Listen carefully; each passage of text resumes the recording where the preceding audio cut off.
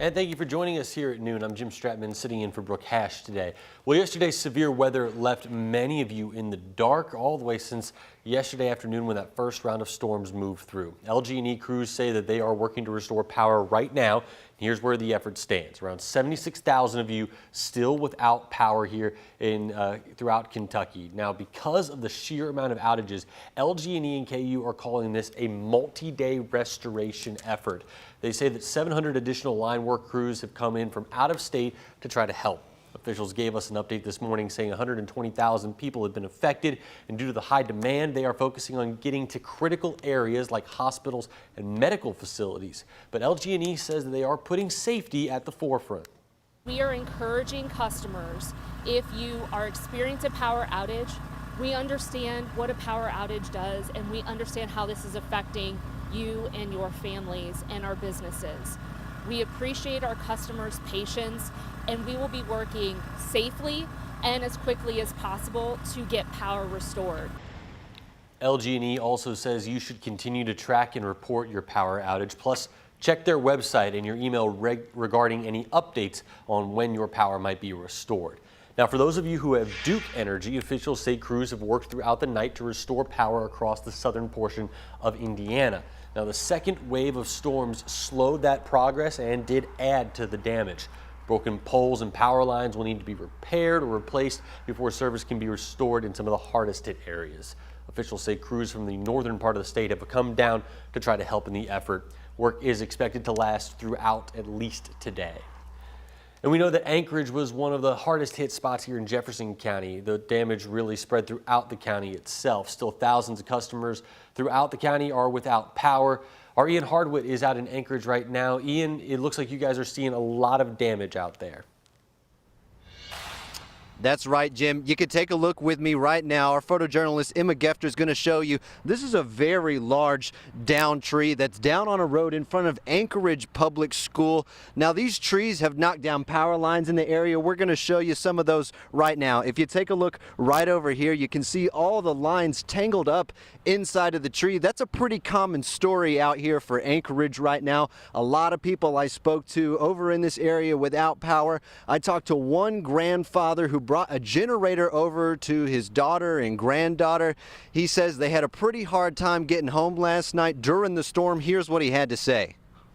My son-in-law and daughter and granddaughter were in a car on Dorsey Lane when it hit, and trees were going down left and right, and hot wire came down, got stuck in their wheel well. They made it out, but they had to drive through the grass of a church. They had to dodge a lot of trees, and they couldn't get home. Now, as they were trying to dodge all those trees, they said they had to go through a neighbor's yard to get home. They did ultimately get home and take shelter in their basement as another storm came through. Now, as we come back out to the road here, I want to show you, this is where people have been driving through. That was not possible last night since this tree was stretching all the way across the road. Jim Martin there, who was just talking to us, he showed us a down tree on Walnut Lane. There's still a lot of roads you can't travel along out here in Anchorage, and we're just going to take you one more close look at these down power lines. You can see how badly tangled up they are. That was Ian Hardwick reporting out in Anchorage. You can see the damage out there, one of the hard-hit areas just here in Jefferson County. Now, overnight, we know that Kentucky Governor Andy Beshear issued a state of emergency for the Commonwealth. He says it's to ensure communities most impacted by the severe weather we saw get the help that they need. Now, Governor Beshear says that one tornado did touch down at 40 miles, those winds spinning at about 40 miles per hour, and a few more spun up, came down, but went right back up. Now, the National Weather Service has yet to confirm any of those. Beshear also told us that the 4 Kentuckians passed away during these storms. Now, at the storm's peak, power was knocked out to 215,000 Kentuckians. Some of the hardest hit areas are in western Kentucky, where many are without power and under a boil water advisory. Beshear shared some tips when traveling through some of that storm debris. Number one, with power lines down, first, don't drive across power lines. Don't do it. It's not worth it. But you're also going to have some dark signals.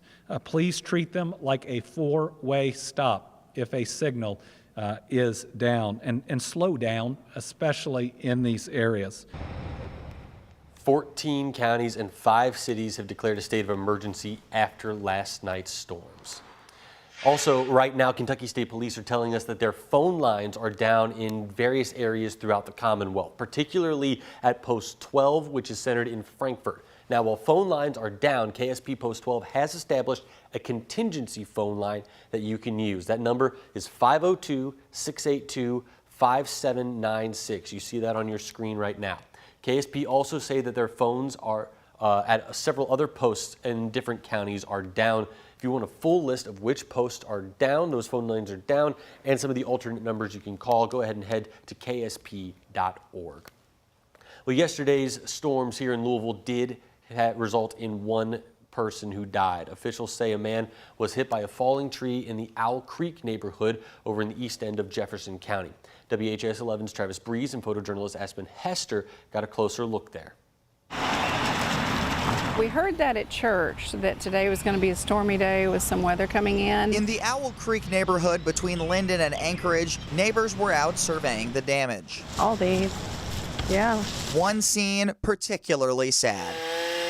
Police responded to the intersection of Hobbs Station Road and Lodge Hill Road around 12:30 for a person hit by a tree. Neighbors tell us they believe it was a landscaper who was trying to finish a job before the storm hit. They say this large tree fell from one backyard into another, hitting the man. Well, that is really shocking. And just yesterday I was talking to neighbors just down this street that had a tree fall on their house, and they were very surprised by it, and it was just some of the winds we had. Allison Spurgeon lives a half-mile away from where it happened. So that just got hit just right. She feels fortunate they only have small branches to pick up.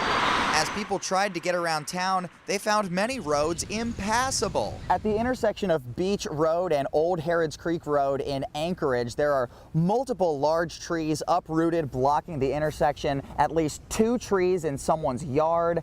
There's big, thick power lines blocking the road. There are some crews here now to start clearing the trees, but it's going to take them multiple hours to reopen this road. You can also see a wooden power pole with a stop sign on it and power lines has been completely snapped in half. Travis Breeze, WHAS 11 on your side. In a statement from Mayor Craig Greenberg, he honored the man who was killed, saying in part, quote, "Please join me in holding this family in our thoughts and prayers during this difficult time. May their memory be a blessing." Now, while crews are out assessing the damage, we want to see how the storms have impacted you. You can go ahead and text your damage photos to the number you see on your screen. That is 502-582-7290. Let's get to some more local news now. 2 people are dead following 2 separate fatal crashes in New Albany and in Louisville. The first happening at 5:30 last night in the St. Joseph neighborhood. LMPD says a car was driving in the wrong way, in a wrong direction along Preston Highway when it crashed into a pickup truck at Eastern Parkway.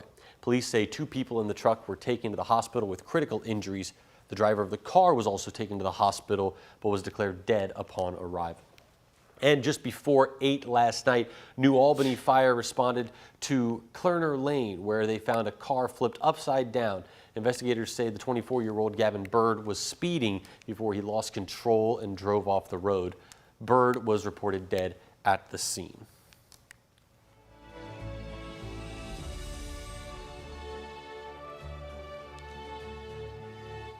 And today is Memorial Day, and although many of us are going to be honoring veterans today, there are thousands of organizations that make them feel honored year-round. ABC's Danny New shows us the duty they say they owe to our veterans. On a decommissioned aircraft carrier turned museum in New York City's Hudson River, I was on an attack transport ship. 98-year-old Arthur Grabiner is on a mission to make sure people understand what he and his shipmates went through while serving in World War II. I figure it's a duty that I owe this generation. This is Bob getting ready to load his display up. And 500 miles south in North Carolina, 80-year-old retired Master Sergeant Bob Duke is delivering yet another shipment. Welcome to our garage. As he continues his now enormous operation of collecting lost golf balls at various courses and then selling them to support the Wounded Warrior Project. In the past 12 years, Bob and his wife Vicki have raised more than $500,000 to help veterans who are healing. I said, I'm going to start giving them money because I live on a golf course and people need golf balls.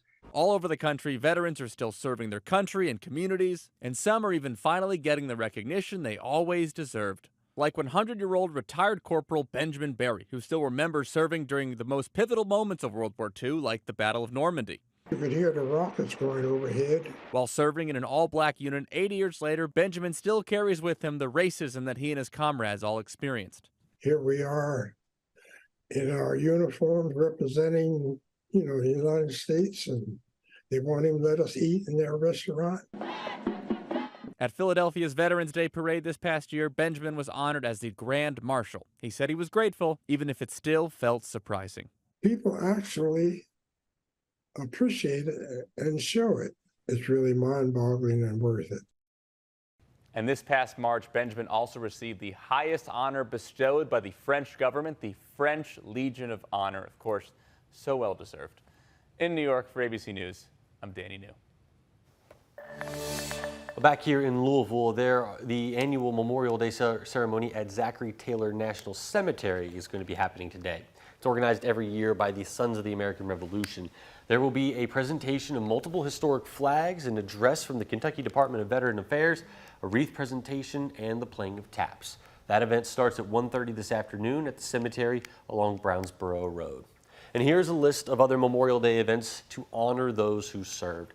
The Patriots Peace Memorial in East Louisville will host a remembrance ceremony. That is set to begin at noon, and it'll last about a half an hour.